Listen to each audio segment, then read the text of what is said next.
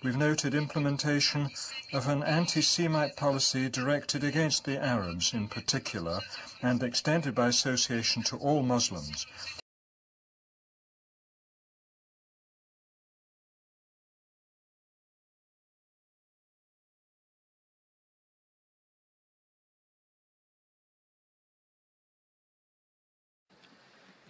The situation of victims of racism and racial discrimination, xenophobia and related intolerance, in particular Africans and people of African descent, Arabs, is worse than it was before the World Conference Against Racism was held in 2001.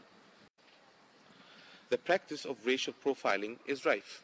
Balance between human rights and fundamental freedoms with a view to fighting racism. We firmly believe that incitement to religious hatred cannot be justified by invoking the right to freedom of opinion and expression. The most serious manifestation of racism is the democratic legitimization of racism and xenophobia. The OIC is concerned that these trends have actually led to the defamation of religions, particularly Islam. When it is expressed in the form of defamation of religions, it takes cover behind the freedom of expression and opinion.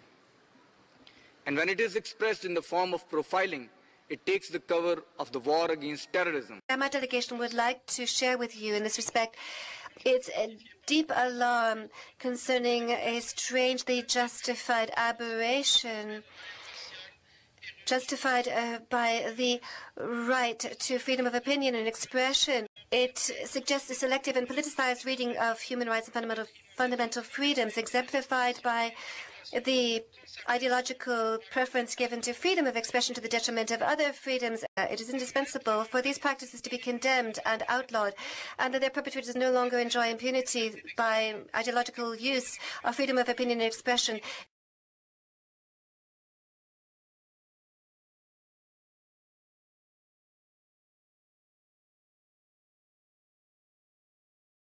One of the goals of the United Nations Charter is the elimination of all forms of discrimination, particularly those that are the result of policies of aggression or domination of peoples or confiscation through occupation of the right to self-determination.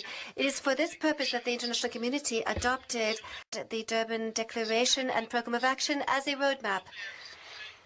The people still continue to suffer from enormous violations resulting from colonization aggravated by racism, racial discrimination, xenophobia, and related intolerance. This is the case concerning the conflict in the Middle East, in Africa, and in other regions of the world which continue to suffer from the afflictions caused by foreign occupation, particularly concerning settlements.